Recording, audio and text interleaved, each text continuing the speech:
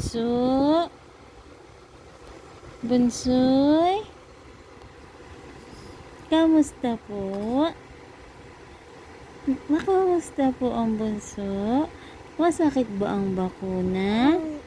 Oh, masakit? Ano masakit sa'yo? Ano? Oh? Yung hita mo, masakit? Pero okay ka lang. Okay lang. Opo. Okay lang ang bunso. Huwag mo tanggalin yan.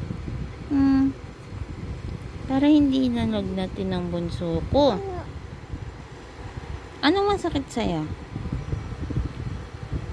Sabihin mo kay mami, anong masakit sa bunso na yan?